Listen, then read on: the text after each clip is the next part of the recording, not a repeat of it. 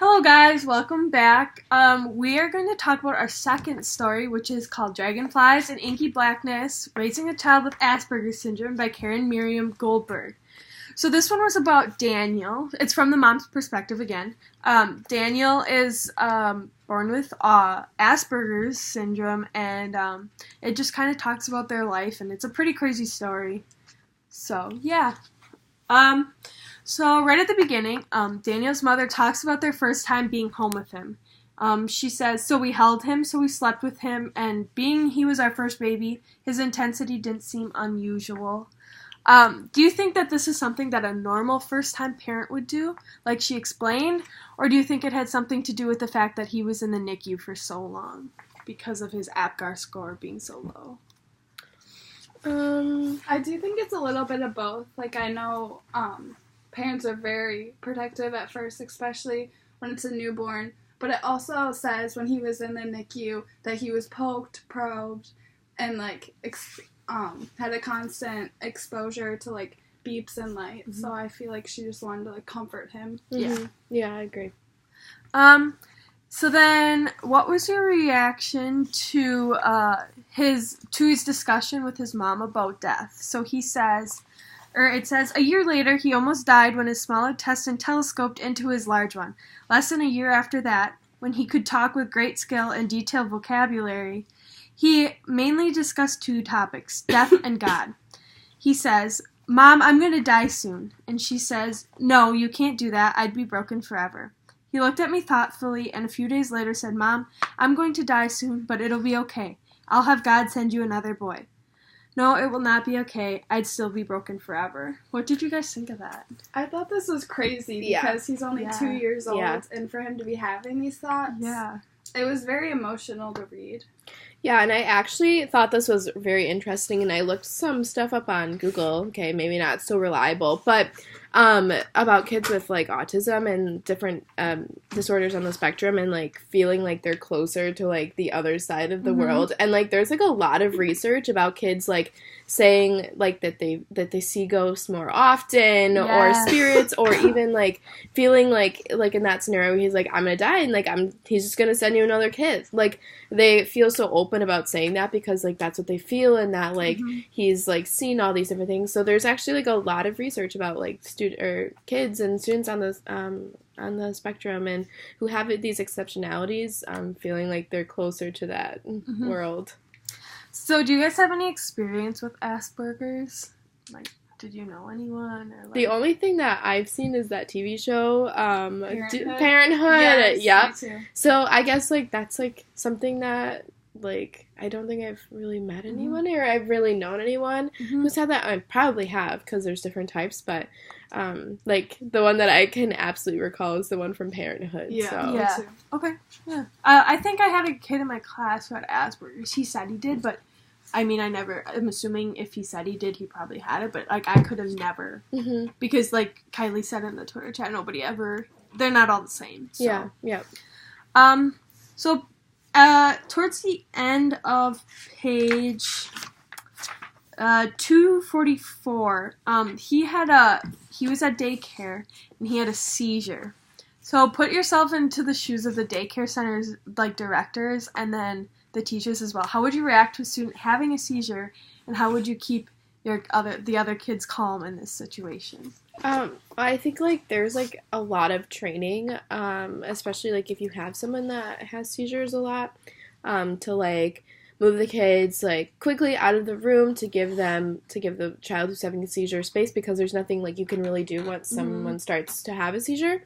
When I think her reaction to asking the child to leave, I feel that's really heartbreaking because it's a medical condition that's not something that you can control.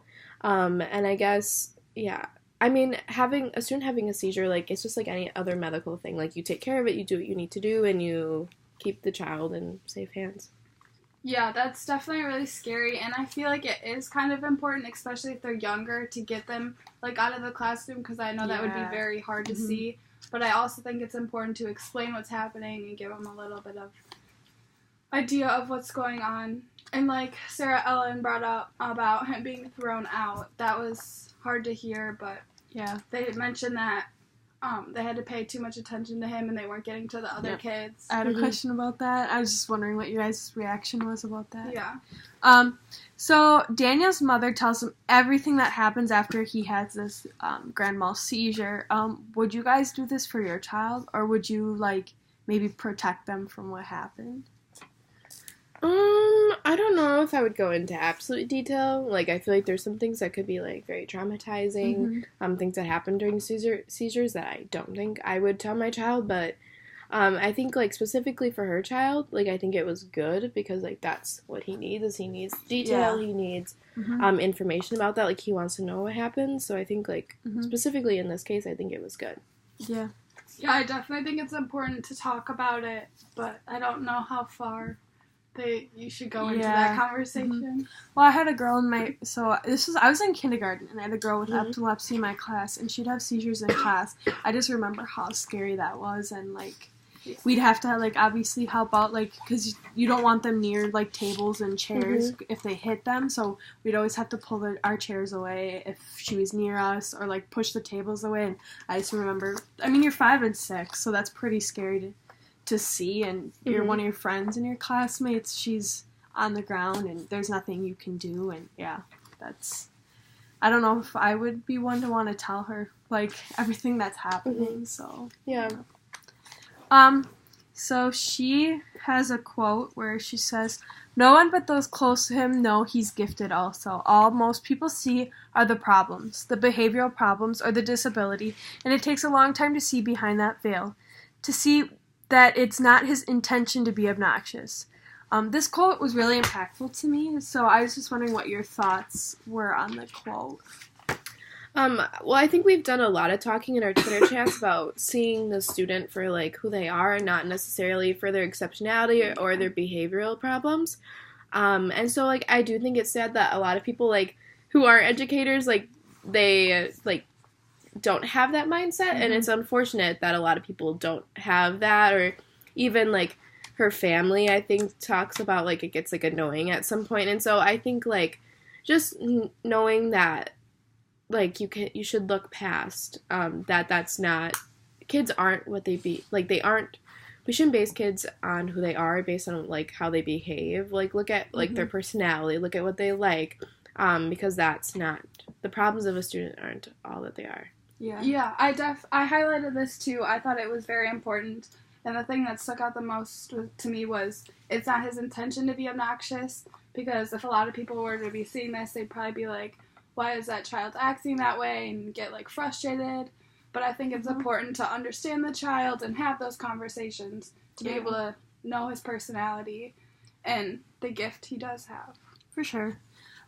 So on the bottom of page 247, he gets into this fight with his mom, and I'm going to read it for you. So, he's sitting in his doorway, getting what he can of the hall light to read Calvin and Hobbes, then screaming and leaping back to bed when I approach. He keeps blasting tape recorder playing Bach. She yells, "Get back to bed now." She's tired and her head hurts, and he's been driving her insane. And then he screams no. She rushes to the door and yells, "Get into bed this instant." He's had a terrible day at school, and tomorrow's another one if he doesn't get rest. I just want to sit in my chair and read the paper. And then so then their other kid is crying, and she is telling Daniel to get off the floor, and he just doesn't want to do it. He's not listening, so she yells at him to get back up again. And then she slaps him.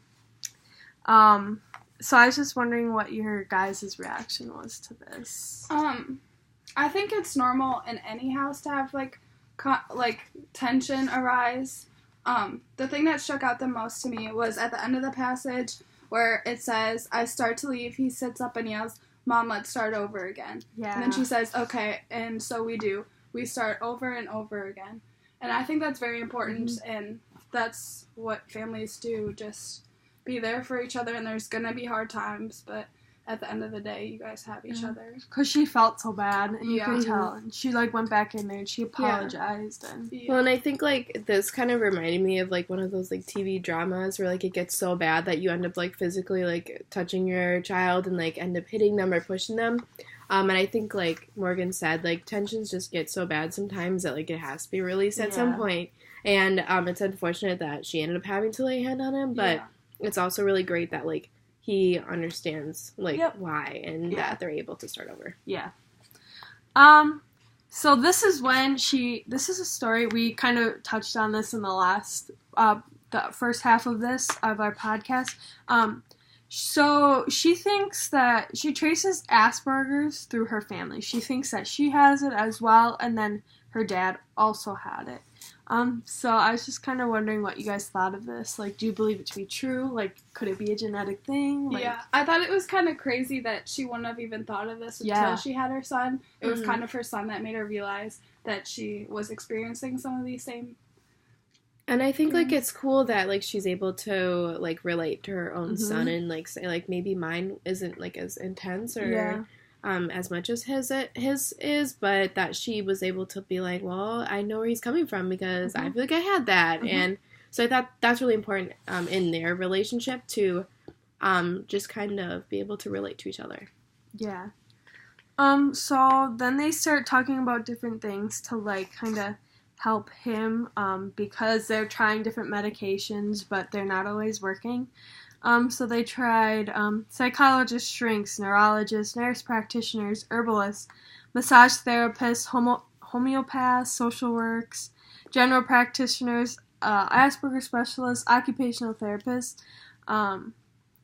And so she said that there is no answer, but I can't stop looking. Not when I tuck my kid in at night and he says, I'm just a bad person. I say, no, you're not. You're a good person. He said, that is not true. Something is wrong with me.